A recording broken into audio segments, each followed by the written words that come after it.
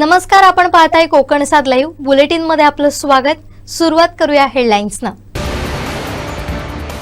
पत्रकारितेतला नटसम्राट हरपला, अखेर वैभववाडीत राडा झालाच आणि सिंधुदुर्गात फूड सिक्युरिटी आर्मी तयार। आता पाहूया सविस्तर बातम्या। पत्रकारिता क्षेत्रातील प्रवीण मांजरेकर नाट्य क्षेत्रात देखील निपुण होते। त्यांच्या अनेक भूमिका अजरामर झाल्यात। त्यांची शब्दफेक, अभिनय आणि रसिकांच्या मनाची जाण असलेला हा कलावंत नियतीनं डाव साधत या हरहुन्नरी व्यक्तिमत्वाला हिरावून नेलं। त्यांच्या काही अजरामर नाट्यकृती पाहताना सर्वांचेच डोळे पाणावतात। त्या खडकाची अभेद्यता माझ्या मनाला, मला हवंय सामर्थ्य सहन करण्याचं, फक्त सहन करण्याचं। ओल्याला आणि व्यथेने लक्करलेला फेडा उभा आहे दैवतानो, आक्रोश करीत तुमच्या दाराशी दावण मागतोय सहनशीलतेचं, फक्त सहनशील। जर तुम्ही झोपले असेल कार्ट्यांच्या काळजात विकतेचे चहर, तर निदान करू नका कुचेष्टा माझी त्यांच्या समोर, मला लाचार करू। असाच सूड घेईन की त्या पृथ्वीचाही ठरका उडेल, पण रडणार नाही मी। डोळ्यात आसू जमा झाली तर डोळ्यांच्या खासा करून घेईन, पण रडणार नाही। होतील माझ्या छातीच्या सहस्रवधी चिंधड्या, अश्रूंचा एक थेंब उघडण्यापूर्वी, अश्रूंचा एक थेंब उघडण्यापूर्वी।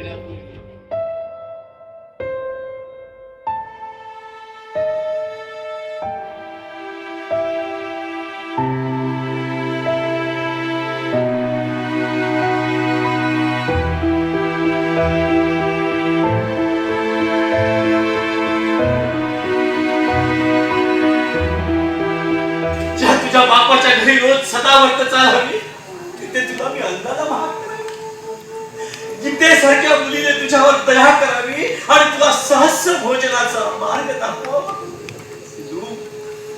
अगं, लहानपणी बावला बावलींच्या लग्नात अंतरपाठ धरण्यासाठी तू पैठणीचा धांडोटा खेळले असतील,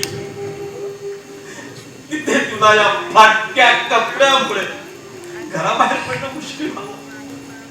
अगं, लहानपणी तुझ्या बापाच्या घरी मोती जात्या भरले असते तरी त्याचं कुणाला काही वाटलं नसतं। तोच या दारूबाट सुधाकरामुळे तुला आसवांचे मोती भरून मोडाचं दळण करावं लागलं। पंचपतिव्रताची तुझी पूजा करावी अशी तुझी योग्यता, त्यात तुझ्या या शरीराला तळीरामासारख्या नरपशुने स्पर्श करावा।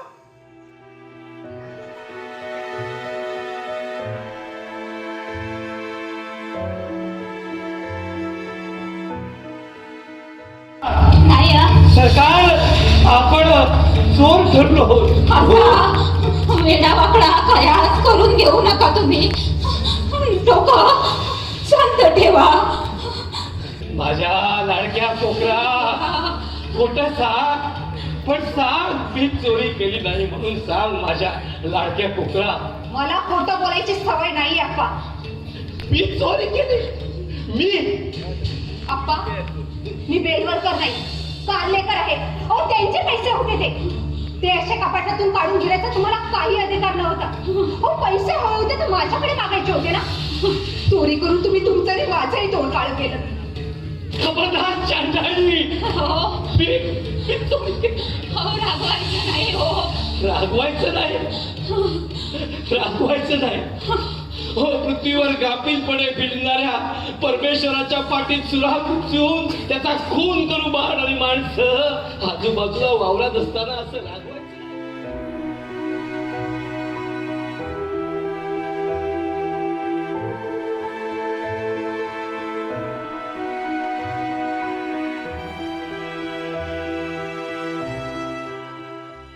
माझ्या रागाला हात नाही, पाय नाही, रुळा पांगळा आहे तो। वडालाने अर्धवट चिरलेल्या डुकराच्या थरासारखा गटारात तडफडणारा नाही नाही, सरकारने रागावणारे नाही आणि रडणारे नाही. डोळ्यात आसव जमा व्हायला लागली तर डोळ्यात खाचा करून घेईल संभाजी महाराजांसारख्या. पण या आळई समोर मी रडणार नाही. मी चोरी केली, मी चोरी केली, मी चोरला. तुम्ही चोरले, तुम्ही चोरले, तुम्ही चोरले. चढणार नाही.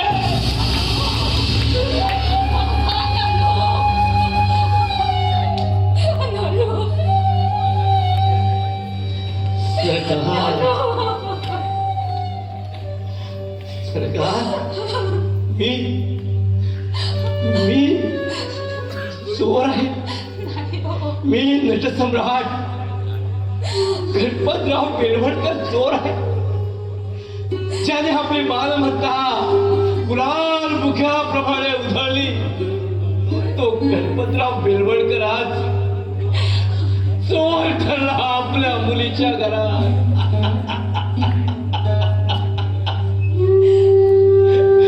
परमेश्वरा, मी सारं काही सहन केलं असतं रे.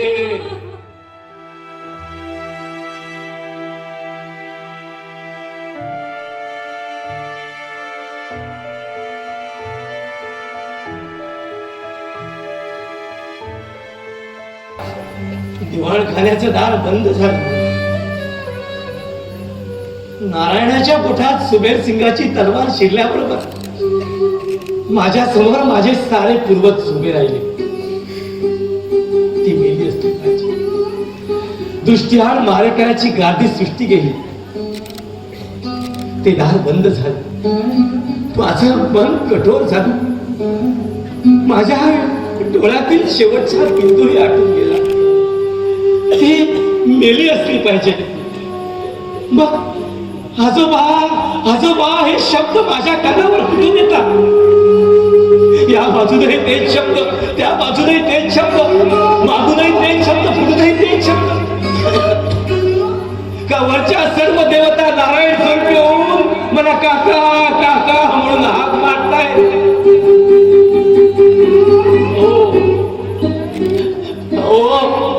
कुणीतरी नटसम्राट गणपतराव बेलवडकर मरून गेला म्हणून सांगा.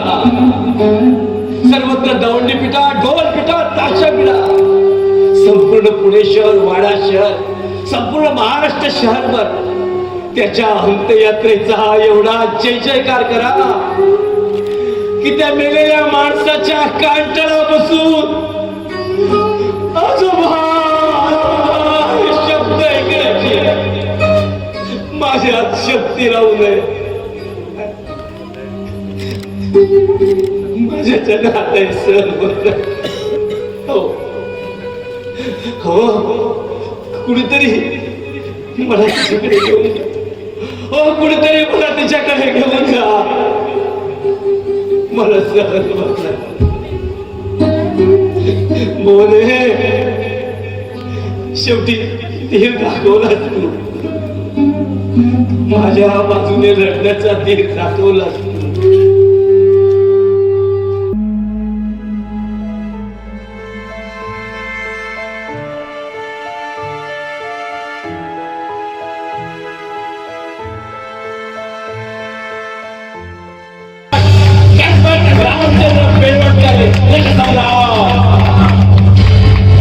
महापुरुष माझ्या देहाच्या शाम्याला येऊन राहिलाय आणि महापुरुषाची छाती तुझे मारेकऱ्यांच्या कटारीला कायमच वार.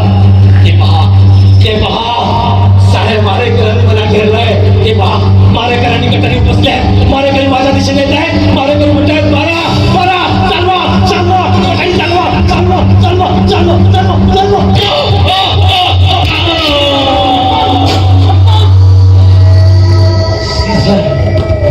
राजा राजा अस्त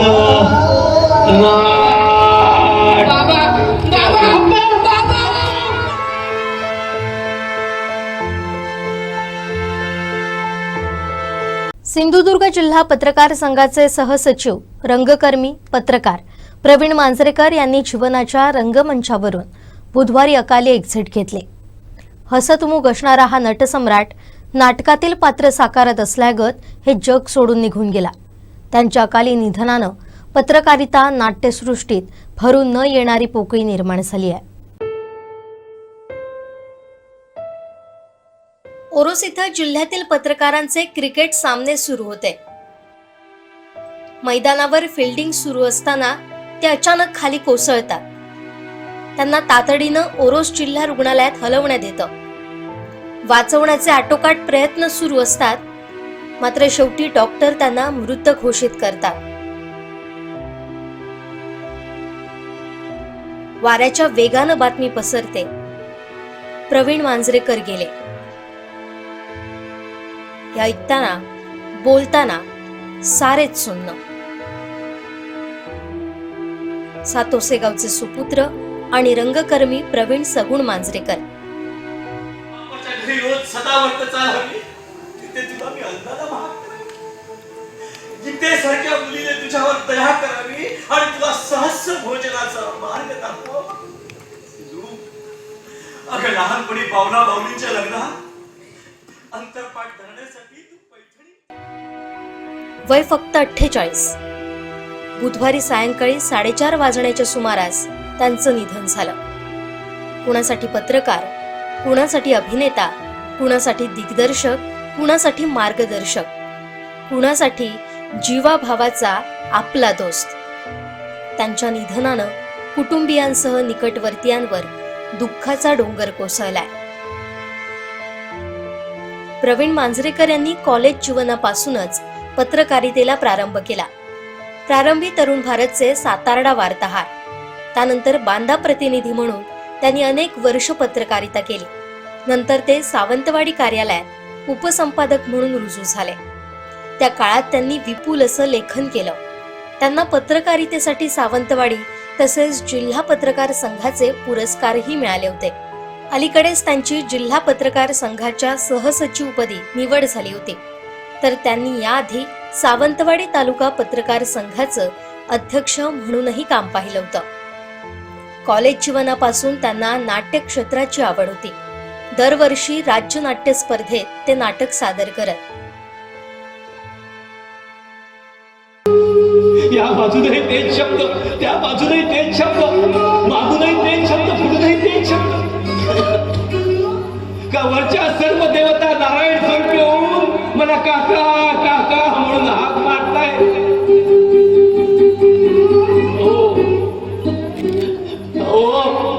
कुणीतरी नटसम्राट गणपतराव बेलवडकर मरून गेला म्हणून सांगा. सर्वत्र दौंडी पिटा, ढोल पिटा, ताशा पिटा. त्यांनी स्वतःच्या दिग्दर्शनाखाली विविध नाटकं सादर केली होती. विविध नाट्य एकांकिका स्पर्धांसाठी परीक्षक म्हणूनही ते काम पाहत असत. कुसुमाग्रज V.V. शिरवाडकर लिखित नटसम्राट नाटकात त्यांनी साकारलेली नटसम्राट अप्पासाहेब बेलवलकरांची भूमिका अजरामर होती.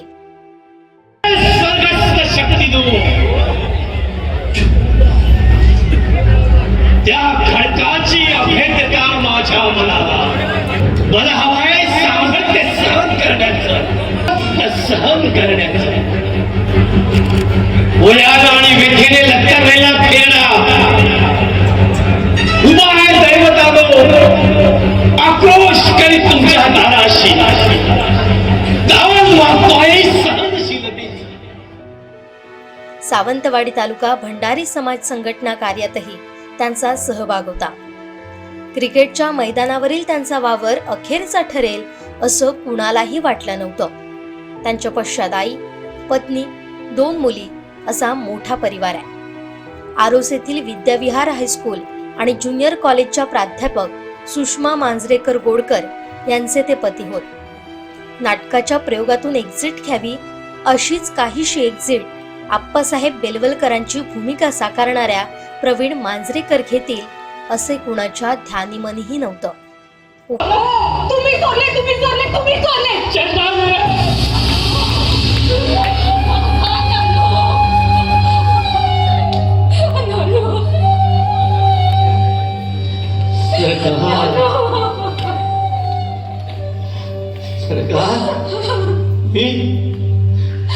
मी चोर आहे. मी नटसम्राट उपसंपादक, रंगकर्मी, अभिनेता, प्रशिक्षक, निवेदक, दिग्दर्शक रामचंद्र बेळवटकर सारे महापुरुष माझ्या देहाच्या शामियाला येऊन राहिलाय आणि महापुरुषाची छाती म्हणजे मारेकऱ्यांच्या कटारीनं कायमच वार. ते पहा सारे मारेकऱ्यांनी मला घेरलाय. ते पहा मारेकऱ्यांनी कटारी बसल्या. मारेकरी माझ्या दिशेने येत आहे. मारेकरी म्हणतात मारा मारा, चालवा चालवा, कटारी चालवा चालवा चालवा चालवा चालवा चालवा.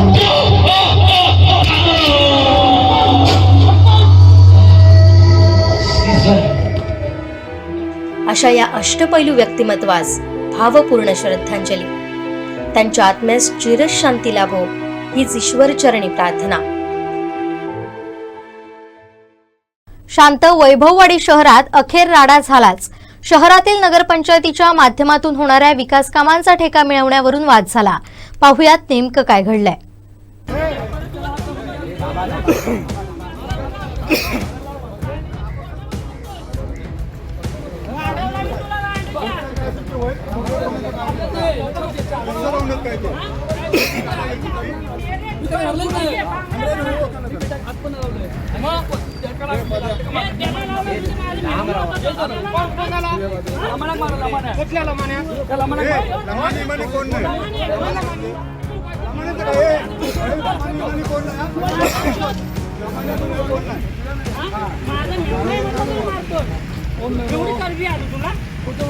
माझा मेवना आहे, त्याला विचार ना, मारू नको.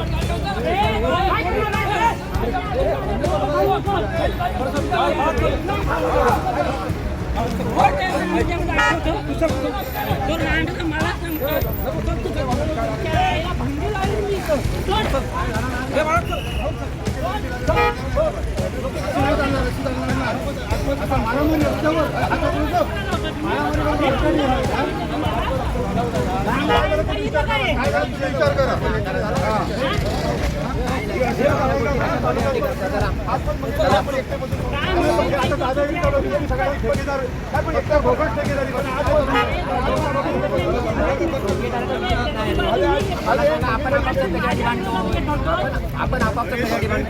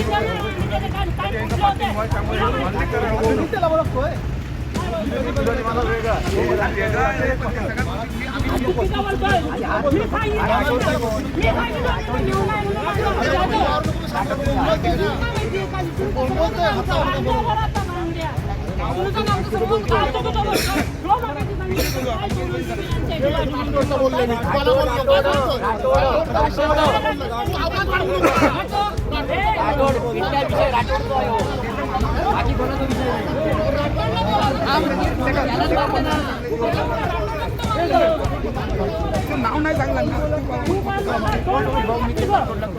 अजिबात बोलायचं नाही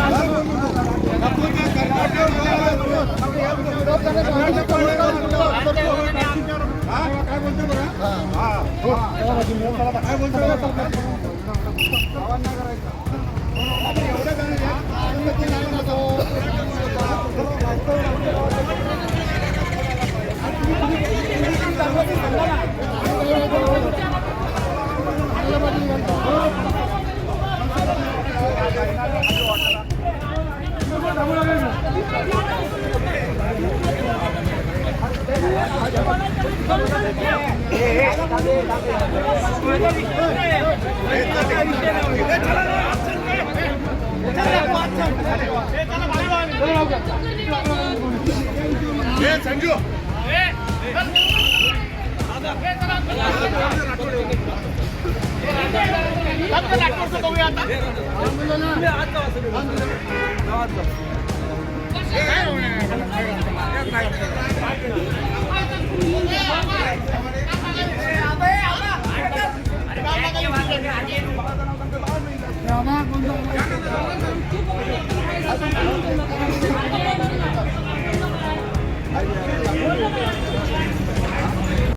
वैभववाडी शहरातील नगरपंचायतीच्या माध्यमातून होणाऱ्या विकास कामांचा ठेका मिळवण्यावरून वाद झालाय। एका परप्रांतीय ठेकेदाराला ठेका मिळू नये यावरून 2 गटात शाब्दिक बाचाबाची झाली। तहसील कार्यालयासमोर हा प्रकार झाला, त्यामुळे शहरात वातावरण तंग झालंय।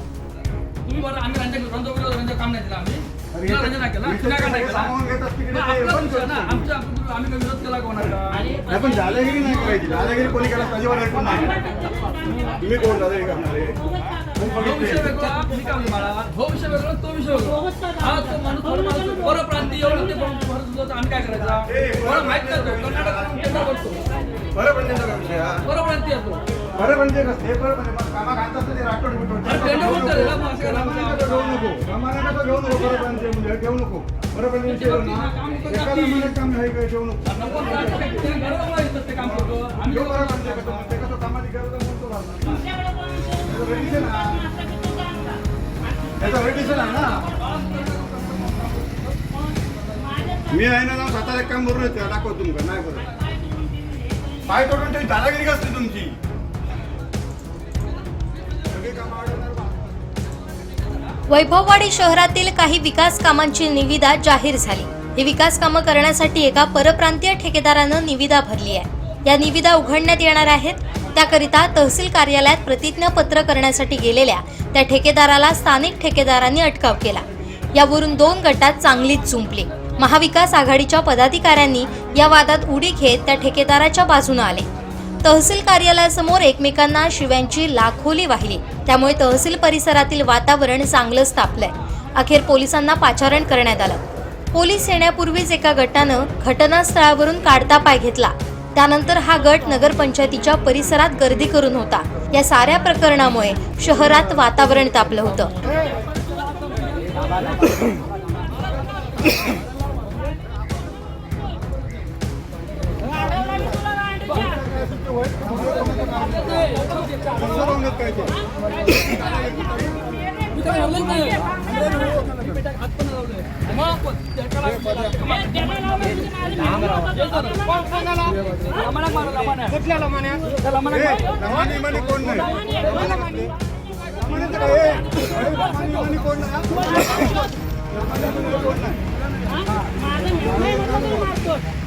एवढी चरबी आली तुला? माझा मेवना आहे, त्याला विचार. त्याला विचार ना, कोण आहे तो? हा, मारू नको म्हणून तुला कोण आहे? माहिती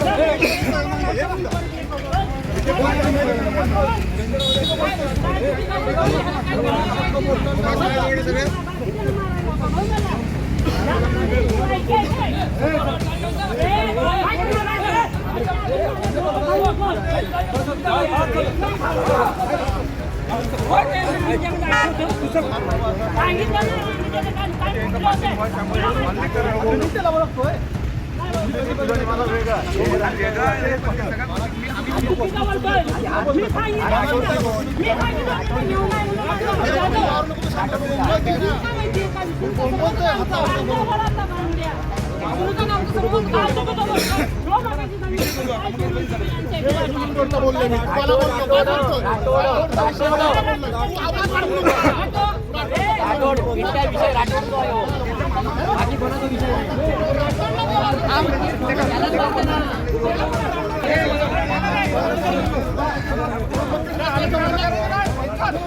ए मंग्या थांबा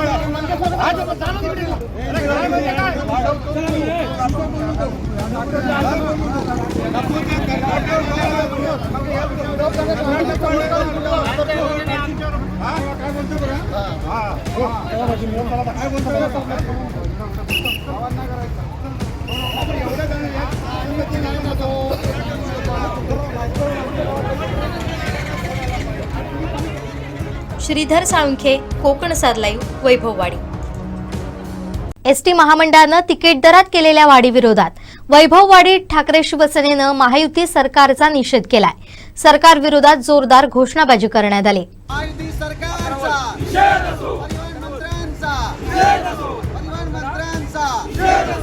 सर्वसामान्य जनतेला मेटाकुटी सांगणाऱ्या महायुती सरकारचा शिंदे फडणवीस सरकारचा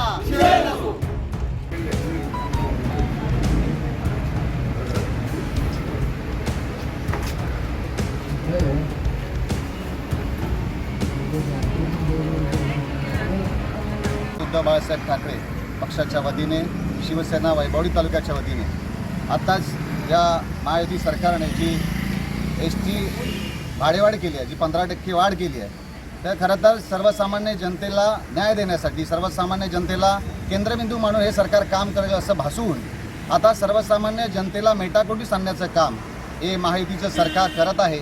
आणि या सरकारने घेतलेल्या निर्णयाच्या विरोधात उद्धव साहेबांच्या आदेशाने आम्ही इथे शिवसेने वैभवडी तालुक्याच्या वतीने शिवसेनेच्या वतीने या सगळ्या निर्णयाचा निषेध करतोय.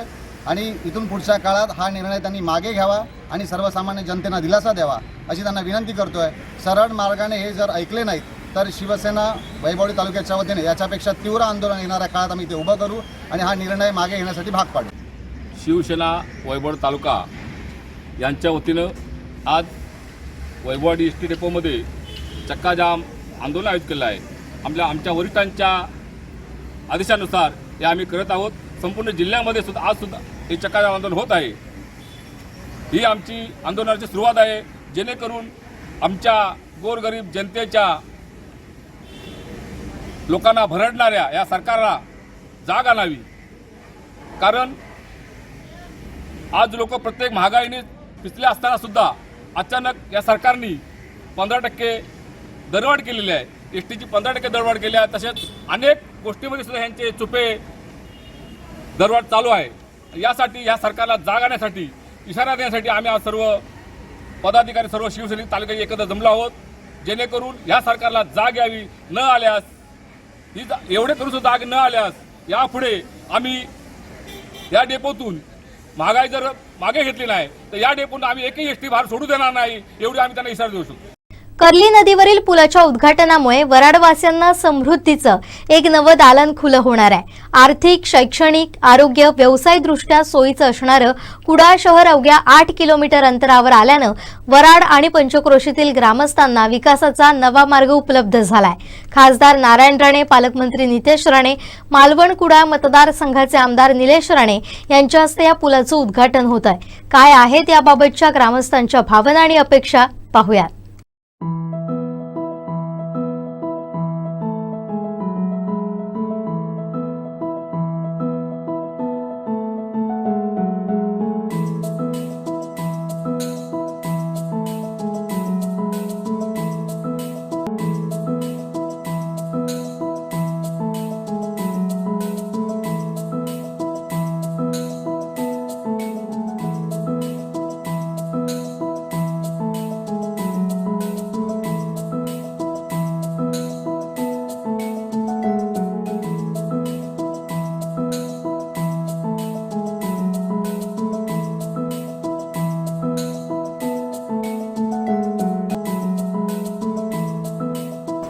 श्रीदेव वेताळाच्या पुनीत आशीर्वादाने पावन झालेला वराड हा मालवण तालुक्यातल्या अत्यंत निसर्गसुंदर असा गाव.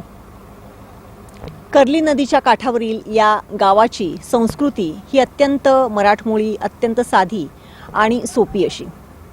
या गावाने गेली कित्येक वर्ष एक स्वप्न बघितलेलं होतं आणि ते होतं या कर्ली नदीवरच्या पुलाचं.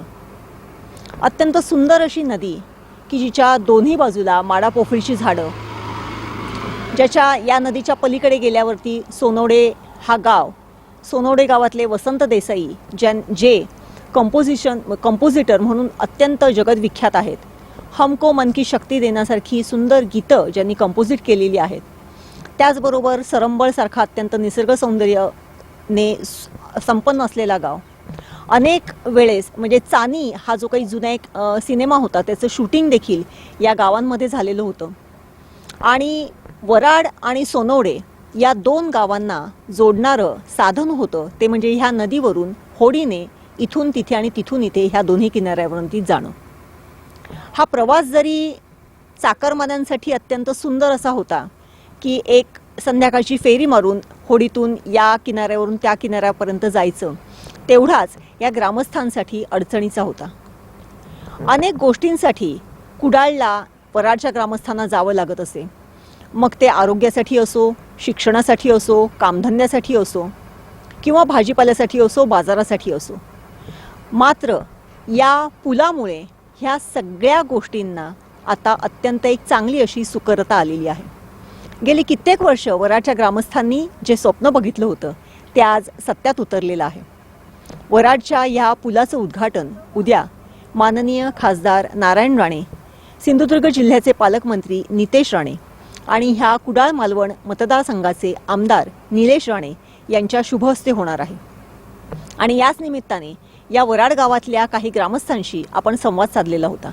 नक्की त्यांच्या भावना काय आहेत, त्यांचं म्हणणं काय आहे आणि इतक्या वर्षानंतर या पुलाच्या रूपाने झालेली स्वप्नपूर्ती त्यांच्या चेहऱ्यावरचा आनंद काय सांगून जाते हे आपण जाणून घेणार आहोत.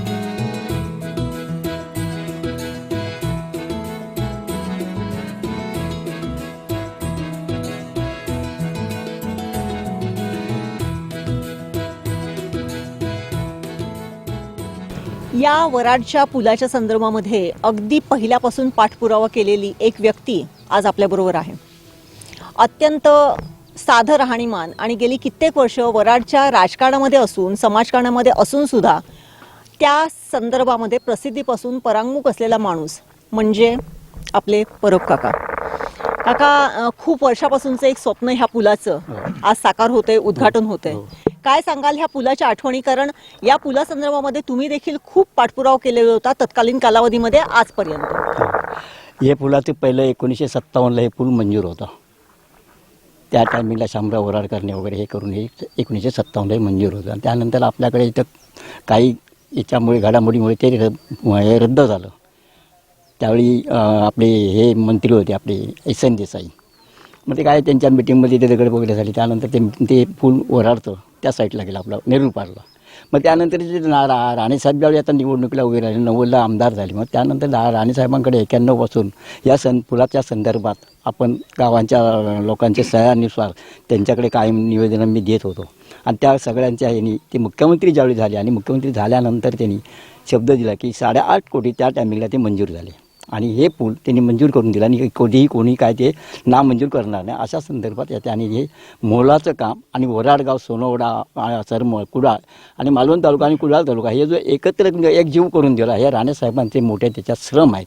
त्यानंतरसुद्धा त्यांचे काय नंतरचे जे कामं कोणी केले असेल ते सुद्धा ते असणारे त्याच्यानंतरचे खासदार, आमदार या लोकांनीसुद्धा त्या साथ देऊन हे पुलात त्यांनी स्वप्न सगळं वराडवाल्यांचा या सगळ्या लोकांचं स्वप्न साकार केलेलं आहे. आणि उद्याच्या कार्यक्रमाला एवढं सांगेन की वराडवासियांच्या माध्यमातून देवस्थान कमिटी म्हणा किंवा देवस्थानाच्या असणाऱ्या त्याची ट्रस्टीच्या माध्यम त्या उद्याच्या कार्यक्रमाला आपले हार्दिक शुभेच्छा. निश्चितच ज्याप्रमाणे या पुलाचं स्वप्न बघितलेलं होतं वराडवासियांनी, तसंच आता ह्या गावचे उपसरपंच गोपाळ परब आपल्याबरोबर आहेत. गोपाळजी, उद्या पुलाचं उद्घाटन होत आहे. फार मोठी दिग्गज मंडळी आपल्या गावामध्ये त्यानिमित्ताने पुन्हा एकदा येत आहेत. काय सांगाल उपसरपंच म्हणून आणि ह्या गावचे ग्रामस्थ म्हणून? नाही, मला खूप म्हणजे फार आनंद होतोय की सोनवडे गाव अधिक आमचं वराड गाव हे पुलाचं स्वप्न म्हणजे सर्व राजकीय पुढाऱ्यांनी स्वप्नपूर्ती केलेली आहे आमची. आणि त्याच्याबद्दल मला खूप आनंद होतो आहे. आणि मी माझ्या ग्रामपंचायतीच्या वतीने, गावाच्या वतीने उद्या होणाऱ्या लोकार्पण सोहळ्याला खूप शुभेच्छा देतो. आणि मी पण मला वाटतं साधारण 90 साली इथून मी सायकलने प्रवास करायचा. की रिक्षा लायसन्ससाठी त्यावेळी कुडाळला रिक्षा लायसन्सचे म्हणजे ट्रेनिंग स्कूल होतं, त्यावेळी आम्ही जायचो या होडीने.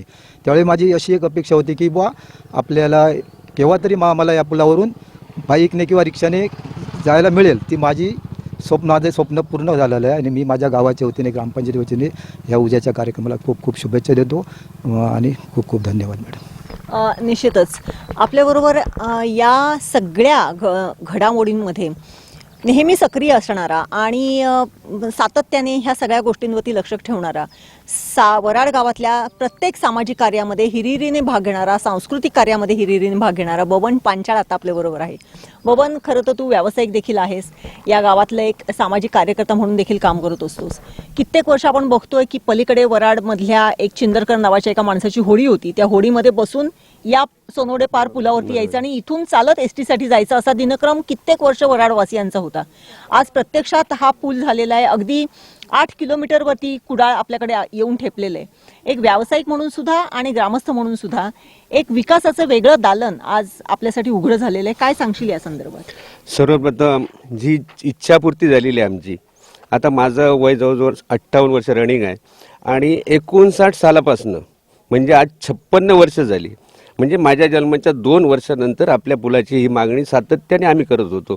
त्याच्यापूर्वी शामराव वराडकर होते, त्याच्यानंतर काका वराडकर, आनंद परब, आप्पा परब अशी जी ज्येष्ठ मंडळी होती, आळवे कंपनी होती, ह्या लोकांनी तेव्हाही मागण्या केलेल्या. तेव्हा आता अशोक परबांनी सांगितलं असं ते 57 मध्ये झालेलं ब्रिज कॅन्सल झालं आणि त्यानंतर आम्ही, मला वाटतं दादा मुख्यमंत्री झाल्यानंतर दादांना निवेदन दिलं.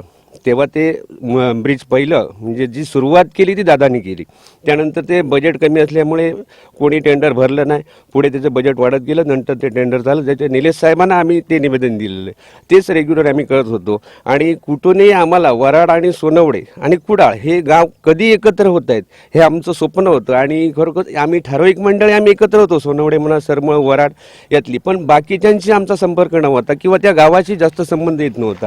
आज गणपतीपासून आमचं ब्रिज चालू झालं, त्यामुळे एवढी आमची तिथली म्हणजे लोकांची संपर्क आले आहेत. तिकडची लोक इकडे येत आहेत, इकडची लोक तिकडे येत आहेत, त्यांचे जे संबंध चांगले झालेले आहेत आणि सर्व एकोपा एवढा छान वाटतोय आता.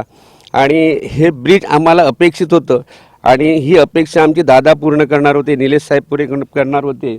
आणि त्याही पुढे आमची एक इच्छा होती की ह्याचं उद्घाटन आमच्या दादानी करावं. आणि आता पत्रिका तर आम्हाला तशी आलेलीच आहे की दादाच उद्घाटन करणार या ब्रिजचं. त्याच्यामुळे आमचे सर्व गावकरी आधी आनंदात आहेत की दादा या ब्रिजवर येणार आणि आपल्या हस्ते उद्घाटन करणार आहेत. आणि त्यामुळे आम्ही खूप खुश आहोत. व्यवसायाच्या दृष्टिकोनातून तर आम्हाला आता म्हणजे खूप फायदा आहे. बरीचशी मुलं आपली कुडाळला जातात आता MIDCत. आणि तुमच्या सर्वांच्या माध्यमातून मी एक सांगेन की जर दादानी आणि आमच्या पालकमंत्री नितेश साहेबांनी आणि आमदारांनी जर एक MIDCचा प्रश्न जर मिटवला, सुसज्ज MIDC जर चांगल्या स्थितीत चालू केली तर याच्यापेक्षाही मुलं आपली तिथं कामाला जातील. कारण सर्वच जर कोण IT विडगीर केलेली नाहीत, ज्यांना किरकोळ कामं पाहिजे असतात, अशी लोकंसुद्धा MIDCत काम करायला जायला तयार आहेत. मी दादाने एक विनंती करतो की दादानी तो पण एक प्रश्न मार्गी लावावा.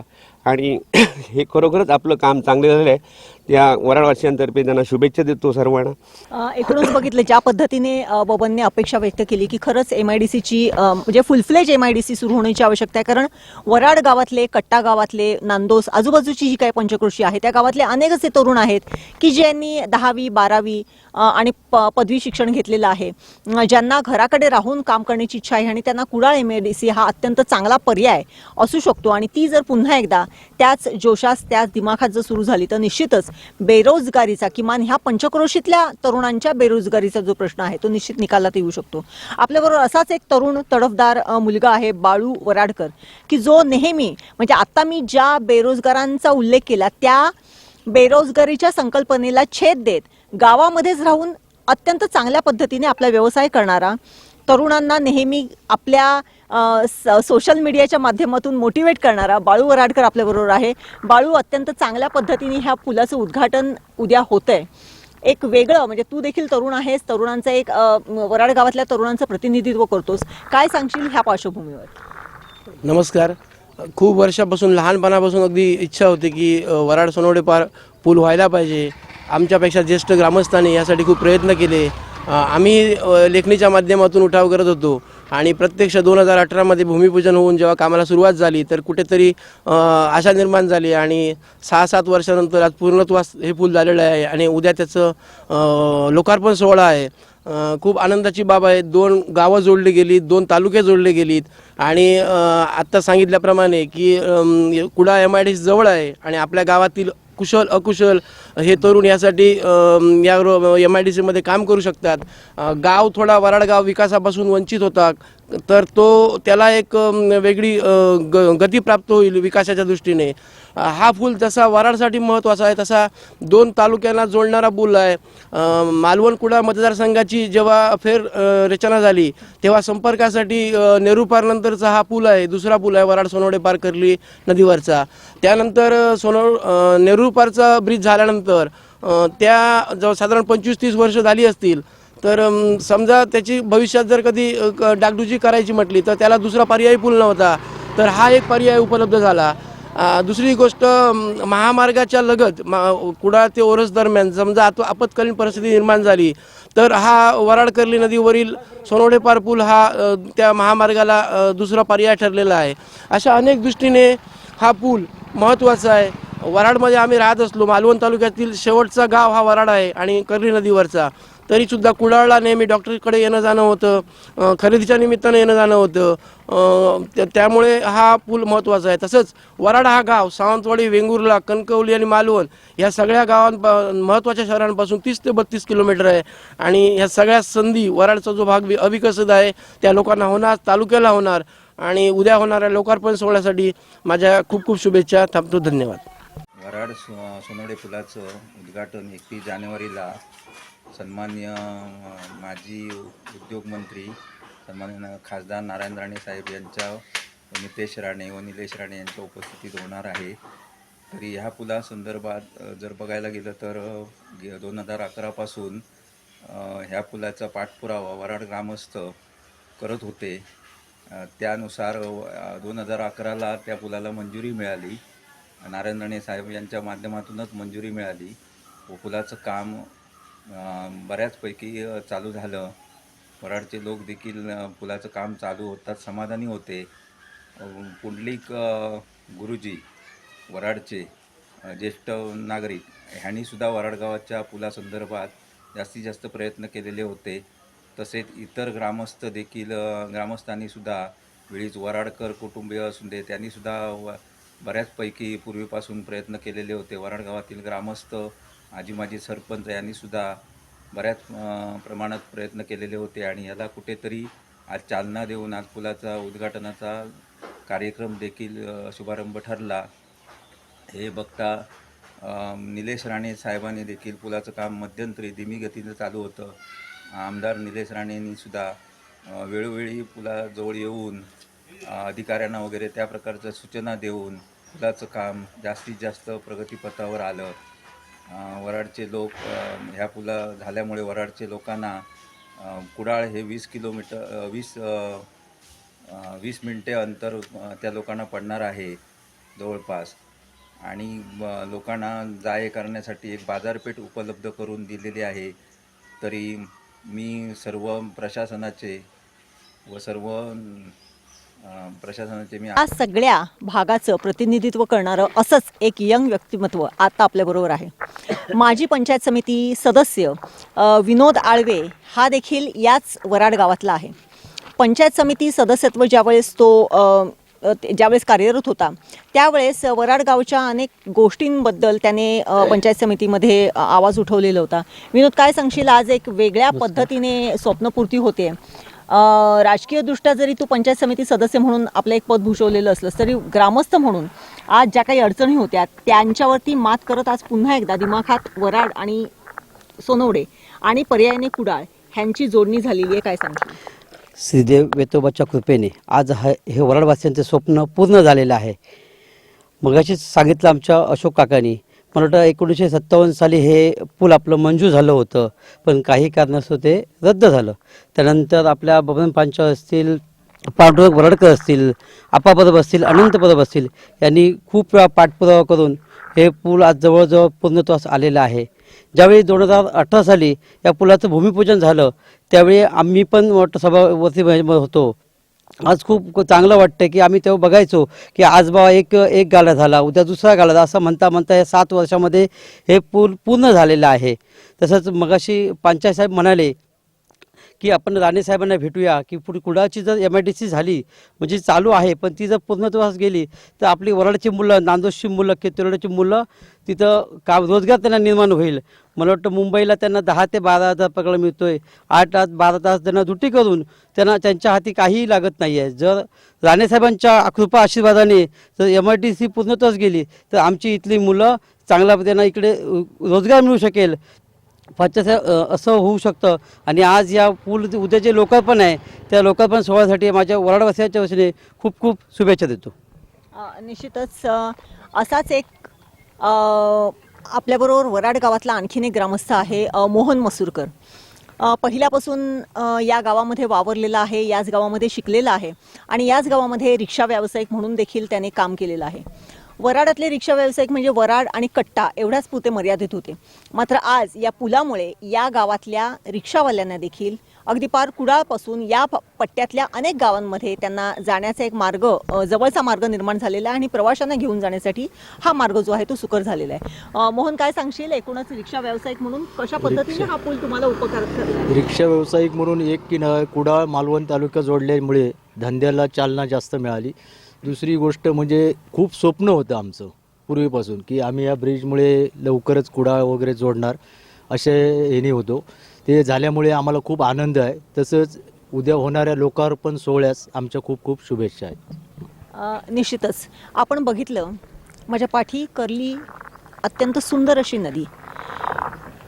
वराड आणि सोनवडे या पट्ट्यातल्या ह्या मधल्या नदीमुळे या 2 तालुक्यांमध्ये येण्या जाण्याचा जो काही मार्ग होता तो ह्या नदीमुळे कुठेतरी रखडलेला होता, अडकलेला होता. होडीने या मार्गावरची वाहतूक सुरू होती. वराडच्या त्या पारावरून या पारापर्यंत येण्यासाठी होडीची वाहतूक होती. पावसा पाण्यात ही होडीची वाहतूक कित्येक वेळेस बंद पडत असे कारण ह्या नदीला भरपूर पाणी येत असे. त्यामुळे जर उलट फेरा मारून जायचं असेल तर जवळजवळ 34 ते 35 किलोमीटरचा रस्ता कापून कुडाळपर्यंत पोहोचावं लागत होतं. मात्र या पुलामुळे या ह्या ज्या काही सगळ्या जुन्या या ज्या काही कल्पना होत्या त्याला पूर्णपणे छेद दिला गेलेला आहे. या ब्रिजमुळे हे दोन्ही गाव जसे जवळ आलेले आहेत तसाच मालवण आणि कुडाळ तालुका देखील जवळ आलेला आहे. अत्यंत निसर्गरम्य अशा ह्या नदीवरती बांधलेला हा पूल यामुळे ह्या वराड गावचं सौंदर्य एका वेगळ्या पद्धतीने बहरून देखील निघणार आहे. कारण पर्यटन स्पॉट म्हणून देखील या पुलाची काही दिवसामध्ये एक ख्याती होणार आहे.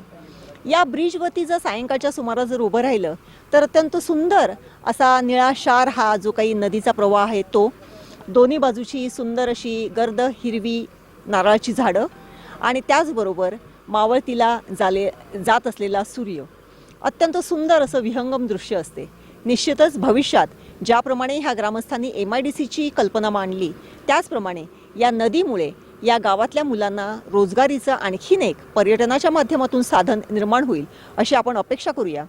निश्चितच या पुलाचं उद्घाटनाला खासदार नारायण राणे की जे कोकणचे भाग्यविधाते म्हणून ज्यांना म्हटलं जाते, ही सगळी ग्रामस्थ मंडळी अत्यंत उत्सुक आहेत उद्या त्यांचं स्वागत करण्यासाठी. निश्चितच त्या रूपाने पुन्हा एकदा वराड गावातल्या या सगळ्याच ग्रामस्थांना चैतन्याचं वातावरण आलेलं आहे, ग्रामस्थांमध्ये चैतन्याचं वातावरण आलेलं आहे. आणि निश्चितच वराड गाव की जो काही वर्ष ह्या दळणवळणाच्या एका साधनामुळे कुठेतरी थोडासा पाठी राहिलेला होता, त्याला निश्चितपणे त्यांच्या विकासाला वाव मिळणार आहे. विकास कामांच्या ठेक्यावरून वैभववाडीत जोरदार राडा झाला. या प्रकारानंतर भाजप आणि महाविकास आघाडीच्या नेत्यांमध्ये आरोप प्रत्यारोप सुरू झाले. पाहुयात नेमकं कोण काय म्हणालंय. आज नगरपालिकेची काही दिवसापूर्वी टेंडर लागले होते आणि त्या टेंडरचा शेवटचा दिवस होता आणि त्यासाठी सदर एक ठेकेदार एक आपलं अपॉइंट सादर करण्यासाठी तहसील ऑफिसमध्ये येत असताना इथले स्थानिक जे बेनामी ठेकेदार आहेत, म्हणजे जे ठेकेदारी त्यांचा व्यवसाय नाही पण त्यांनी बेनामी ठेकेदारीच्या माध्यमातून सध्या वैभववाडीत जो हैदोस चालू आहे त्यानिमित्ताने जी काही सत्तारी नगरसेवक त्याचप्रमाणे काही बेनामी ठेकेदार यांनाही कामं एकत्रित येऊन भोगस प्रकारे करायचे असतात व त्यामधून पैसे लुटायचे असतात. यासाठी सर्वजण हे ठेकेदार एकत्र येऊन त्या ठेकेदाराला अडवण्याचा प्रयत्न करत होते. तशी ऑफिसच्या गेटवरच त्याला धक्काबुक्की करण्याचा प्रयत्न केला, त्याच्या अंगावर त्याच्यावर हात मारण्याचा प्रयत्न केला पाठीवर त्याच्या. परंतु आम्ही तोपर्यंत तेवढंच आम्ही तिथे आलो नाही सांगा त्याला. तहसीलदार साहेबांच्या समोर नेऊन उभे केले की बाबा हे अशी दादागिरी जर चालत असेल तर यापुढे आपल्याला असं वैभव तालुक्यामध्ये ठेकेदारीच्या माध्यमातून असली दादागिरी चालू देणार नाही. त्यावेळी आम्ही साहेबांना सांगितलं की ह्यांचा काही तर पहिला बंदोबस्त करा आणि PI साहेबांना फोन करून त्यांना सुद्धा आपण याबद्दल माहिती दिली की बाबा हे असं दादागिरी चालत असेल तर अशी वैभवडीमध्ये आपण ही खपून घेणार नाही असल्या बोगस कामांच्या विषयामध्ये. ह्या संदर्भात त्या घटनेसंदर्भात आपण पोलिसांना काय निवेदन देणार आहात की काय तक्रार पोलिसांना याबद्दल आपण इथे पोलीस निरीक्षकांना आपण देणार आहोत, पण त्या SP साहेबांना किंवा अन्य अजून जिल्हाधिकाऱ्यांपर्यंत हा विषय आपण किंवा ठेकेदारांना बोगस ठेकेदारांच्या माध्यमातून असं एका चांगल्या ठेकेदाराला त्रास द्यायचा असं ही प्रथा बंद झाली पाहिजे, अन्यथा आम्ही आमच्या मार्गाचा अवलंब करू. वैभवडी नगरपंचायतची ऑनलाईन टेंडर लागलेली आहे. तर स्थानिक काही ठेकेदारांनी राठोड कॉन्ट्रॅक्टर याला तहसीलदार ऑफिसमध्ये येऊन अटकाव केला. तो इथे ॲफिडेविट करायला आला होता आणि त्यामध्ये संतोष पवार, प्रदीप राणे, बाबूराव राणे, शिवाजी राणे, मोहिते, अक्षय मोते असे बरेचसे कार्यकर्ते आणि ठेकेदार मोहिते त्याला जीवे मारण्याची धमकी देऊन पकडण्याच्या प्रयत्नात होते. नेमका काय प्रकार झाला यावेळी? यावेळी संतोष पवारने येऊन तहसीलदार ऑफिसच्या समोर त्याला पकडलं.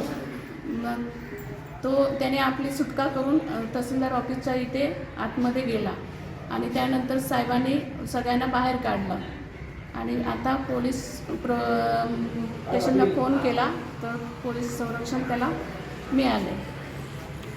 या संदर्भात कुठली तक्रार आपण केलेली आहे का? संबंधित व्यक्तीने केलेलं त्याबाबत काय माहिती आहे? त्याने एक 8 दिवसापूर्वी NC दिलेली आहे पोलीस स्टेशनला, कारण असंच त्याला बाजारपेठेत पकडलं गेलं होतं आणि गाडीत घालण्याच्या प्रयत्नात होते. मग तो माझ्या घरी आला. मग तो मॅडम असं झालं, असं मला मारण्याच्या प्रयत्नात आहे, मला पोलीस स्टेशनला जायचं आहे, तर मला जरा तुमची मदत पाहिजे. तर असं मला पोलीस स्टेशनला जाऊन अर्ज द्यायचा आहे. म्हटलं ठीक आहे. याबाबत पोलिसांकडून कुठली कारवाई झाली आहे का? कोणतीही कारवाई झालेली नाही. आता त्यांनी पोलीस स्टेशनला फोन लावला तरीही आले नव्हते पोलीस. त्यानंतर मी फोन केला की असं तहसीलदार ऑफिसमध्ये प्रकार चालू आहे, मला त्याने बोलवलं, मी आले, तर तुम्ही का आला नाही? तेव्हा सर्व पोलीस स्टेशनचे पोलीस साहेब आले. आता या प्रकरणावरती पुढील काय भूमिका असणार आहे? पुढील भूमिका आता काय, ऑनलाईन टेंडर आहे, प्रत्येकाचं रोजीरोटी आहे, प्रत्येकाला कामं मिळाली पाहिजे असं काय नाही आहे किंवा GR नाही शासनाचा, सगळी कामं मलाच मिळायला पाहिजे. आणि अनेक कामं या शहरामध्ये बोगस झालेली आहेत. काही ठेकेदारांनी जी कामं केली ती बोगस केलेली आहेत. पहिली गोष्ट म्हणजे तो राठोड जो कोण आहे तो आमचा इथला स्थानिक नाही. या नगरपंचायतीमध्ये कोणत्याही प्रकारचा तो रहिवासी नाही आहे. त्याच्याकडे रहिवासी असल्याचा नगरपंचायतीचा दाखला नाही आहे आणि तो या ठेकेदारी आमची इथे तरुण पोरं आज उपाशी मारत आहेत आणि असा हा कुठून तरी कर्नाटकातनं येऊन जर इथे जर आमच्या मुलांच्या पोटावर पाय आणत असेल तर मुळीच त्याला या भागातली कामं कुठलीच देता येणार नाही असा आमचा ठाम सगळ्यांचा हे आहे. आणि आम्ही जी कामं इथल्या गरीब मुलं आहेत ज्यांनी इंजिनिअरिंग कर्ज काढून केलेलं आहे सिव्हिल, अशा मुलांना आज त्यांचा प्रपंच चालवायला हे बाहेरचे येऊन कोणतरी ती कामं घेत असतील तर त्यांचा प्रपंच कसा चालणार? ही एवढीच आमची भूमिका या मागची आहे. आणि त्यानं कुठल्याही प्रकारचं इथे आमच्याकडे कुठेही काम मागायला आलेलं नाही. येऊन टेंडर टाकणे आणि कॉम्पिटिशन करणे, 4-4, 5-5 कामं आपण घेणे, ती कामं बोगस करणे, ती कामं वाहून गेलेली आहेत. अशा पद्धतीचं काम ठेकेदार आम्हाला नको आहे इथे आणि त्याला आम्ही काम द्यायला इच्छुक नाही आहोत, देणार सुद्धा नाही. त्यांचं म्हणणं असं आहे की हे ओपन टेंडर होतं, ते कोणी भरू शकतं, त्याला का विरोध होतो? ओपन टेंडर आहे, कोणी भरू शकतं, मान्य आहे. पण आमच्या मुलांनी कुठे जायचं? आमची इथे इंजिनियर झालेली गरीब बरीचशी मुलं आज नव्याने या व्यवसायात येऊ पाहत आहेत. आणि हा कुठून तरी कर्नाटकातनं या इथे येऊन जर कामं, आम्ही जातो का कर्नाटकमध्ये? आमची मुलं जातात का कर्नाटकमध्ये? आणि तिथे कामं आमच्या मुलांना देतील का? ते देणार नाहीत ना. मग अशा माणसाला इथे आम्ही कशासाठी कामं द्यायची? त्या ठेकेदाराला आम्ही कोणत्याही परिस्थितीत कर्नाटक, तो आमचा आधी पहिला इथला रहिवासीच नाही. तो कुठे राहतो, काय राहतो त्याचं आम्हाला माहिती देखील नाही. या नगरपंचायतीमध्ये तो ना मतदार ना रहिवासी, काही त्याचा थांगपत्ता नाही. अशा याचा तो आमच्या नगरपंचायतीचा ठेकेदार कसा काय होणार? आणि तो आमच्या इथली जी आता नवीन मुलं आहेत, इंजिनिअरिंग झालेली गरीब घराण्यातली मुलं आहेत, ती पोट भरू देत ना इथे, त्यांचे प्रपंच चालू देत ना. हे आलेले आहेत राठोड ते जाऊ देत ना, कर्नाटकमध्ये काम करू देत. आमची मुलं येणार नाहीत तिथे काम करायला. दुसरा विषय, त्याने बोगस काम करून गेला, इथून पळून गेला, तर त्याला शोधणार कुठे? हा पहिला महत्त्वाचा आहे. तो कर्नाटकमध्ये कुठे राहतो तेही माहीत नाही. त्याच्यामुळे हा आपल्या इथल्या बेरोजगार तरुणांना काम मिळवण्यासाठी हा आमचा अकाउंट आहे. आणि हा आम्ही या पद्धतीने ह्या तरुण पोरांना संधी देणारच आहे. आणि त्यांनी इथे हा पुढची प्रयत्न करू पण नाही असं आमची इच्छा आहे. कारण की आपली तरुण बेरोजगार पोरांना आपल्याला काम मिळणं हा आमचा हेतू आहे. आम्ही काय स्वतः कोण ठेकेदार नाही, काय नाही. आम्ही स्वतः समाजसेवक आहे, नगरसेवक आहे. आम्ही पक्षाचं आणि लोकांचं काम करणार आहे. यासाठी आम्ही इथे आलेलो आहे. आणि असल्या लोकांना इथे उभे करून आमच्या तरुणांनी काय करायचं हा प्रश्न त्यांनी उत्तर द्यायचं. नगरसेवक ठेकेदार आहेत. हे बघा, ठेकेदारांनी जी कामं या शहरात केलेली आहेत ही चांगल्या प्रतीची कामं केलेली आहेत. याची थर्ड पार्टी ऑडिट होतं. ऑडिट मंगेश लोके काय ऑडिटर आहेत काय? ती बोगस ठरवण्याचं काम मंगेश लोकेंचं आहे काय? आणि मंगेश लोके हे बाहेरच्या ठेकेदाराला पाठीशी कसं काय घालतात? त्यांना या तालुक्यामध्ये तालुका प्रमुख म्हणून एका पक्षाचं नेतृत्व किती वर्ष करतात. त्यांना या तालुक्यातले जी तरुण मुलं आहेत ती बेकार आहेत, ती का दिसत नाहीत मंगेश लोकेंना? ते किती कामं करतात ते पण. आणि त्यांनी बोगस कामं करत असतील तर त्यांनी आम्हाला इथे नगरपंचायतीला नावं ठेवायचं काय कारण नाही. आमची कामं कुठली बोगस आहे, कुठली त्याचे थर्ड पार्टी ऑडिट रिपोर्ट झालेले आहेत. मंगेश लोक क्वालिटी ठरवणार इंजिनियर नाही आहेत, त्यांचा तो अधिकार नाही आहे. वैभववाडी सिंधुदुर्गचं प्रवेशद्वार, तसा हा शांत तालुका. मात्र अखेर याच शांत वैभववाडीत राडा झालाच, तोही ठेकेदारीवरून. भाजपा महाविकास आघाडीच्या कार्यकर्त्यांमध्ये तुफान राडा झाला. नगरपंचायतीच्या प्रवेशद्वारावर हे कार्यकर्ते एकमेकांना तुफान भिडले.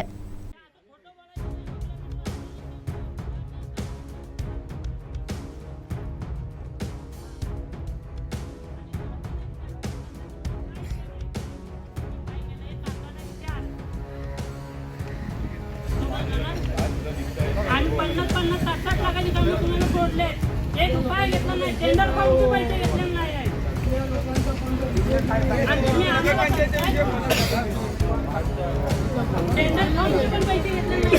तुम्ही एक काम करू, आज पुढं करायला 1000 रुपये त्याला किती वर्षाला मुक्ती आहे?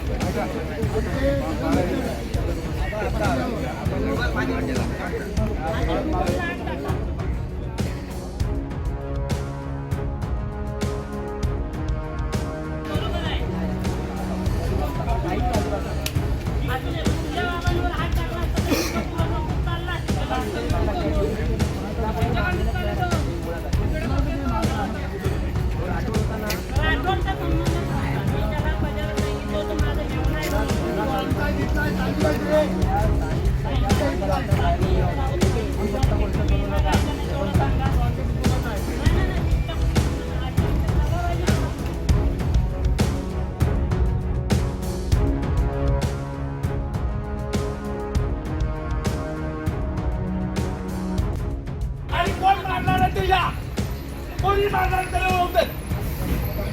7 वर्षात तुम्ही दिलेला तुम्ही 2-2 कोटीची कामं काढता.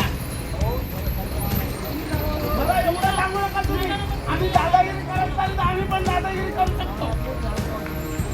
माझ्या पोरग्याला हात लागला जातं काय ते बघा.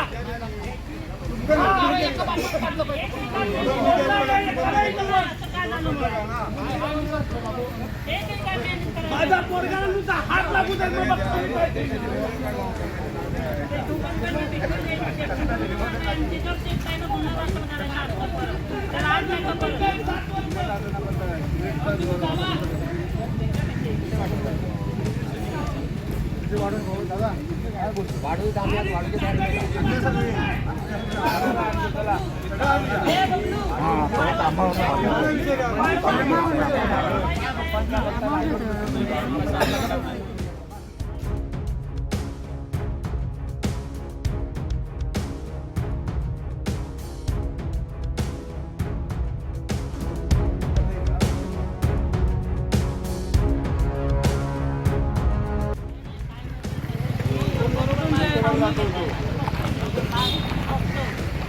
एक मेला तर 3 आहे पण तुम्हाला एक पण होणार नाही मग आता हे लक्षात ठेवायचं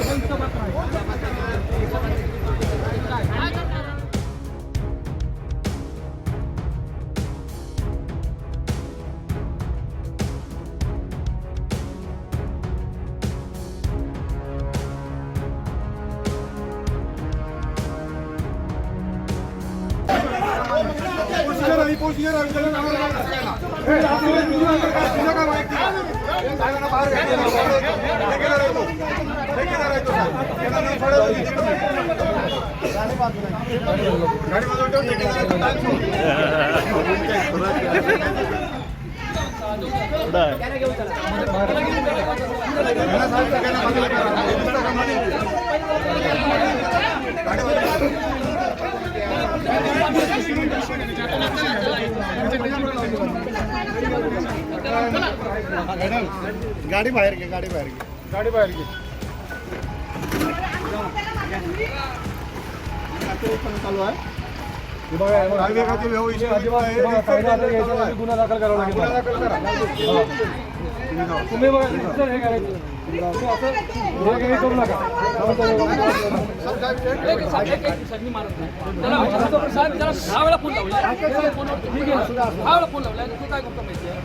हा काय करतो बोलतो होय म्हणतो आणि परत तो पोलीस आम्ही इथे कोण आहे आमची काय किंमत आहे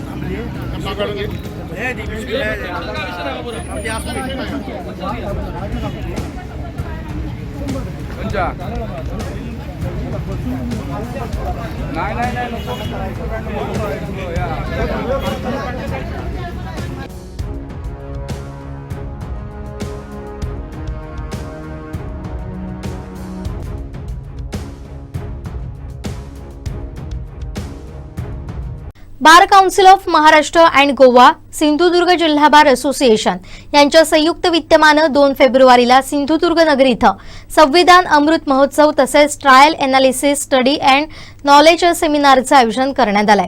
याचा लाभ जिल्ह्यातील वकील तसेच पोलिसांनी घ्यावा असं आवाहन बार काउन्सिल ऑफ महाराष्ट्र आणि गोव्याचे अध्यक्ष ॲडव्होकेट संग्राम देसाई यांनी केलंय।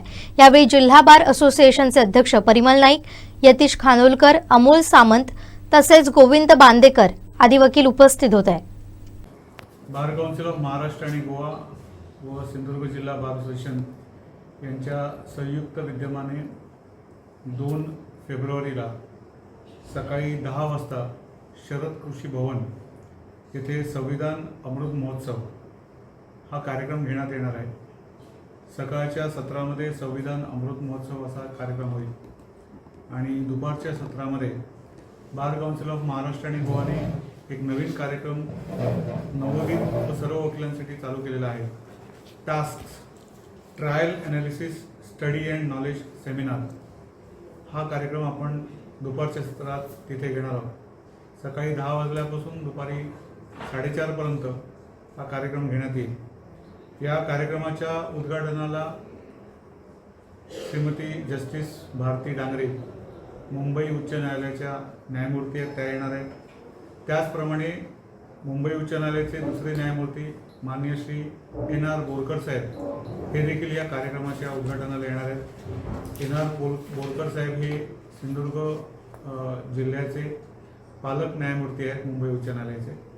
त्याचप्रमाणे जिल्हा व सत्र न्यायाधीश HB गायकवाड साहेब, बार काउन्सिल ऑफ महाराष्ट्र आणि गोवाचे BCIचे माजी member Shri Jayant Jaybhave, senior member Shri Gajanan Chavan साहेब, श्री विवेकानंद घाडगे साहेब, तसे सर्व मुख्य यांच्या सर्वांच्या उपस्थितीत हा कार्यक्रम पार पडणार आहे. या कार्यक्रमामध्ये 3 महत्त्वाचे आपण सेमिनार्स घेतोय. सगळ्यात पहिल्यांदा उद्घाटनाच्या कार्यक्रमाप्रसंगी जस्टिस भारती डांगरे मॅडम यांचं पॉक्सो हा जो नवीन कायदा आलेला आहे त्यावरती एक लेक्चर असेल. त्याचप्रमाणे या सकाळच्या सत्रामध्ये गणेश शिरसाट हे पुण्यावरनं मुद्दाम केशवानंद भारती ही जी एक फेमस सुप्रीम कोर्टमधलं पिटिशन जे डिसाईड झालेलं आहे केस आहे यावरती एक 1.5 तासाचं त्यांचं एक लेक्चर असणार आहे. अतिशय अप्रतिम असं ते या केशवानंद भारती या केसबद्दल भारतीय राज्यघटना आणि त्याच्यामध्ये आलेले बदल हे कसे आले या संदर्भात त्यांचं एक 1.5 तासाचं लेक्चर असेल.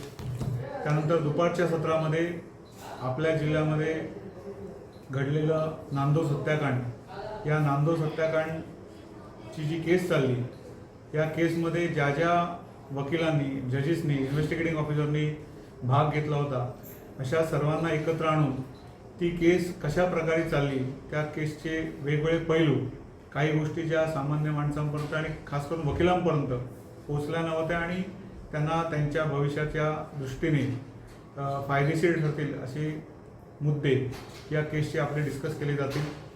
यामध्ये त्यावेळेचे जज श्री जैन शानबाग साहेब हे स्वतः येतील.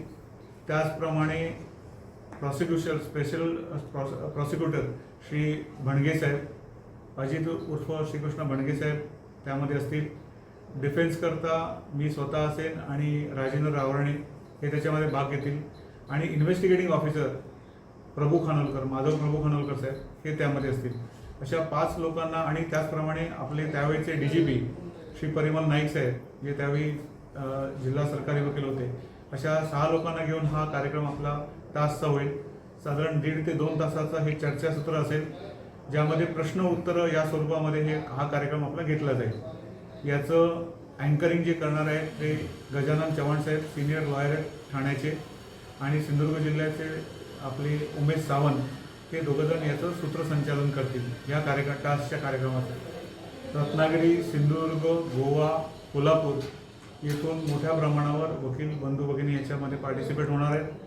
त्यामुळे आम्ही एकतर आवाहन करतो सर्व वकिलांना की यामध्ये तुम्ही सगळ्यांनी पार्टिसिपेट व्हा. त्याचप्रमाणे या जिल्ह्याचे पोलीस अधीक्षक अगरवाल साहेब यांच्याशी चर्चा झाली होती. पोलिसांना देखील ह्या कार्यक्रमाचं मार्गदर्शन होईल, त्यामुळे पोलीस कर्मचारी आणि अधिकारी देखील याच्यामध्ये पार्टिसिपेट करतील. अशा रीतीने हा एक कार्यक्रम बार काउन्सिल ऑफ महाराष्ट्र आणि गोवा दरवर्षी सिंधुदुर्ग जिल्ह्यामध्ये कार्यक्रम घेत असतं. 2019 पासून आजपर्यंत 4 मोठे कार्यक्रम झाले आणि आमची 5 वर्षाची टर्म असते. टेक्निकली 5 वर्षाची शेवटची वर्ष आहे आमच्या टर्मचं. तर शेवटच्या वर्षी हा एक मोठा कार्यक्रम आम्ही बार काउन्सिल आणि सिंधुदुर्ग जिल्हा वकील संघाच्या संयुक्त विद्यमाने हा आपण कार्यक्रम घेतो आहे. आणि आपल्या सर्वांनाही विनंती करतो की आपण सर्व देखील या कार्यक्रमामध्ये सहभागी व्हा, पार्टिसिपेट व्हा.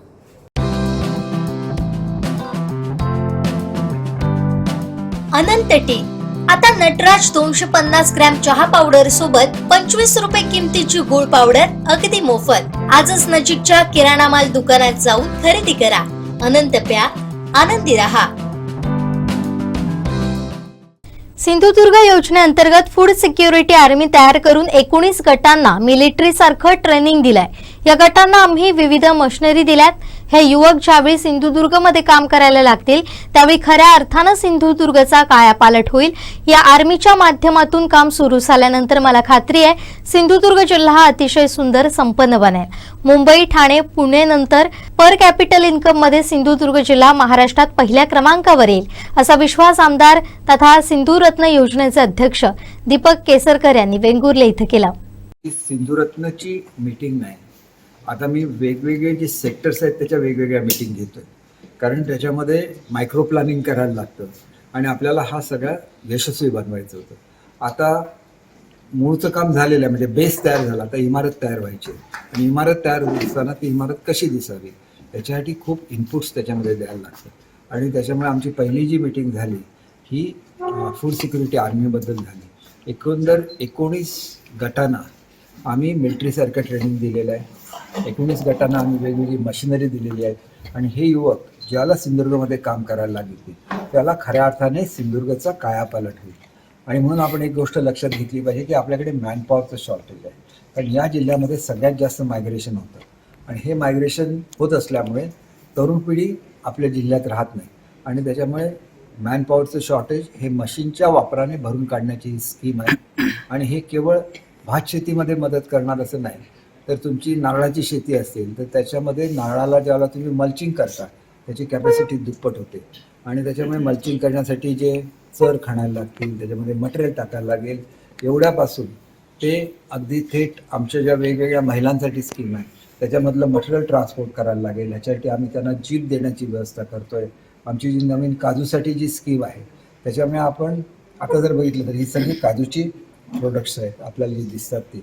ह्याच्यासाठी मी 2 कोटी रुपये संशोधनासाठी दिलेले होते कोकण कृषी विद्यापीठाला. अतिशय यशस्वी असं त्यांनी संशोधन हे काजूच्या रसावर केलेलं आहे आणि त्याच्यामुळे हे जे काय आम्ही यंत्र दिलेली आहेत ती शेतावरच काजूचा रस काढतील, त्याच्यावर प्रक्रिया करतील आणि त्याचं ट्रान्सपोर्टेशन ही मुलं करतील. ज्या ठिकाणी नारळापासून निरा तयार करायची आहे तिथं आम्ही त्यांना सांगितलेलं आहे की तुम्ही झाडावर चढण्याचं स्किल शिकून घ्या. निरा काढली तर नारळाला 10 पट उत्पन्न मिळतं, नारळाच्या पिकाच्या 10 पट. तर हा सगळा विचार करून अशी एक आर्मी बनते की हे बघितलेलं एक स्वप्न होतं, हे स्वप्न साकार होताना बघणं ही अतिशय आनंदाची बाब असते. त्याच्यामध्ये अनेक गोष्टी असतात, त्याच्यामध्ये काही शासकीय निर्णय व्हायला लागतात. आता ही स्कीम आपण 20 वरून 35 लाखावर नेतोय, कारण 10 लाखाची गाडीच त्यांना लागेल, कारण तुम्ही एखादी आर्मी क्रिएट केली त्याला जर मुवमेंटच होत नसेल त्याचा काय उपयोग होणार नाही. ही सगळी मशिनरी ही शेतकऱ्यांपर्यंत पोहोचवली, त्याच्यासाठी त्यांना गाडी लागेल. काही ठिकाणी स्पेशल रिक्वायरमेंट असतात इक्विपमेंटच्या, त्याच्यासाठी 5 लाख रुपये वेगळे ठेवलेले आहेत. हा निर्णय आजच्या मिटिंगमध्ये म्हणजे आमच्या रेग्युलर मिटिंगमध्ये मी घेईन, पण त्यांच्याशी इंटरॅक्शन माझं स्वतःचं होत नाही, कारण मी मंत्री होतो, वेळ मिळत नव्हता. आता पुरेसा वेळ आहे. आपण बघाल की 1 वर्षामध्ये जिल्ह्याचं चित्र पालटलेलं असेल. एवढं काम आम्ही सर्वजण मिळून करून टाकू. हे टीमवर्क आहे. आता हे जे तुम्ही प्रोडक्ट बघताय हे प्रोडक्ट कधीच मार्केटला आलेलं नसतं. ऑरेंज ज्यूस हे व्हिटॅमिन सीसाठी म्हणून पिलं जातं युरोप आणि अमेरिकेमध्ये. त्याच्यामध्ये ऑरेंज ज्यूसच्या 6 पट व्हिटॅमिन सी आहे. हे चमत्कार घडून दाखवू शकतं. आपल्याला त्याच्यामध्ये थोडंसं मन ओतून काम करायला लागतं, पण ते काम करायची संधी ईश्वराने दिलेली आहे, त्याचा योग्य वापर केला जातो. आपल्याकडे मोठ्या प्रमाणामध्ये मॅनग्रोव्ज आहेत, त्याच्यामध्ये क्रॅप फार्मिंग करायचं आहे, त्याची मीटिंग झाली. आपण मसल्स असतात म्हणजे आपण त्याला खडकामध्ये कालवं, त्या कालवांची शेती, त्याचं टार्गेट दिलेलं आहे. आता 118 बचत गट आहेत. ह्यावर्षी मी 500चं टार्गेट दिलं, पुढच्या वर्षी 1000 केलं. तसंच आपल्याकडे शोभिवंत माशासाठी मी संशोधनाला पैसे दिले होते, त्याचा प्रत्यक्षात व्यवसाय सुरू झाला पाहिजे. त्यांना मी जवळजवळ 1000 कुटुंबांचं टार्गेट दिलं. 1000 कुटुंबांनी शोभिवंत मासे तयार केले पाहिजे. असं माझं एकंदर टार्गेट असं आहे की सिंधुदुर्ग जिल्ह्यामधल्या पुढच्या 3 वर्षामध्ये जर आपण 1 लाख इंडिव्हिज्युअलना बेनिफिट देऊ शकलो तर त्याचा आपली जी पॉप्युलेशन 9 लाखाची आहे ह्याच्यावर परिणाम होऊ शकेल. दुप्पट काय तिप्पटसुद्धा उत्पन्न सिंधुदुर्ग जिल्ह्याचं होऊ शकेल, कारण त्याला एक पोटेन्शियल आहे. आणि म्हणून आम्ही आर्मी क्रिएट केली त्यावेळेला जे इस्रायल टेक्नॉलॉजी आहे, प्रुनिंग, जुन्या झाडांचं प्रुनिंग करायचं, त्याला बुटकी करायची, त्याच्यामधून नवीन फुलोरा येतो आणि भरपूर उत्पादन येतं. असे अनेक प्रयोग आम्ही राबवतो आहे. परंतु अनेक आयडियाज माझ्या असल्या तरी ते प्रत्यक्षात अंमलबजावणीला होत नाही, कारण अधिकाऱ्यांना त्याचं कळत नाही की नेमकं आपल्याला काय करायचं आहे, बेनिफिशरीना कळत नाही. म्हणून आता मी बेनिफिशरी आणि अधिकाऱ्यांची एकत्र बैठक घेतो. याच्यामधून निश्चितपणे चमत्कार घडेल याची मला खात्री आहे. कारण आमची जी आर्मी असेल ती नुसतीच शेतामध्ये काम करणार नाही, धरणं छोटे छोटे बंधारे बांधून देण्याचं कामसुद्धा तीच मुलं करणार. अतिशय चांगला प्रयोग आहे, यशस्वी होईल याची माझी खात्री आहे. मोठ्या प्रमाणात मॅनग्रोव्हला आपण बघतो की मॅनग्रोव्ह शेतामध्ये आली, शेतकरी नाराज होतो की आपलं उत्पन्न बुडलं. पण त्याच्यामध्ये आता क्रॅफ्ट फार्मिंग व्हायला लागलं, प्रचंड श्रीमंत होऊ शकतो तो शेतकरी. हे सगळं घडतंय आणि हे सगळं घडवलं पाहिजे आणि त्याच्यासाठी मला ईश्वराने वेळ दिला असं मी स्वतः समजतो. आज मी आला, आता परत माझी मीटिंग आहे मुंबईला, परत निघालो आहे. उद्या सकाळी परत येणार, दुपारपर्यंत मीटिंग करणार. म्हणजे कंटिन्युअसली मी इथे येते. मला बंगला खाली केल्यानंतर सामान शिफ्टिंग होतं, फॅमिलीची पर्यायी व्यवस्था करणं, त्याच्यामुळे काही वेळ गेला. त्याच्याबद्दल लोक रागवणार नाही त्याची अपेक्षा करतो. आणि आपलं हे काम सुरू झालेलं आहे जिल्ह्यामध्ये, ते एका विशिष्ट उंचीवर जाईल. आणि मला मुद्दा उल्लेख केला पाहिजे की आमचे जिल्हा बँकेचे अध्यक्ष स्वतःचं काम सोडून प्रत्येक मिटिंगला असतात. एवढ्या वेळेला मी एवढ्या स्कीम मंजूर केल्या, बँकांनी जेवढ्या ठिकाणी आडकाठी केली होती आणि त्या काळामध्ये आमचा आणि स्वतः जिल्हा बँकेचा संघर्ष सुरू होता. सुदैवाने आम्ही आता एकत्र आलो, त्याच्यामुळे फायनान्ससुद्धा होतं गरीब लोकांना आणि आमची सबसिडीसुद्धा मिळते. अतिशय सुंदर असा हा जिल्हा बनेल, अतिशय संपन्न असा हा जिल्हा बनेल. आणि मी तुम्हाला सांगतो की मुंबई, ठाणे, पुणे सोडल्यानंतर पर कॅपिटा इन्कममध्ये सिंधुदुर्ग जिल्हा महाराष्ट्रामध्ये पहिल्या क्रमांकावर. आणि एक सुदैवाची बाब अशी आहे की सिंधुदुर्गच्या संबंधातली दोन्ही डिपार्टमेंट आमच्या पालकमंत्र्यांना दिली, नाहीतर पालकमंत्री सिंधुदुर्गात आणि डिपार्टमेंट दुसरीच कुठली तरी असं असायचं. कोकणाशी संबंधित डिपार्टमेंट आहे, त्याचा खूप फायदा आम्हाला होईल. शेवटी ठळक घडामोडी पुन्हा एकदा. पत्रकारितेतला नटसम्राट हरपला, अखेर वैभववाडीत राडा झालाच आणि सिंधुदुर्गात फूड सिक्युरिटी आर्मी तयार. बुलेटिनमध्ये वेळ झाली आहे, इथेच थांबण्याची. पाहत रहा कोकण 7 लाईव्ह.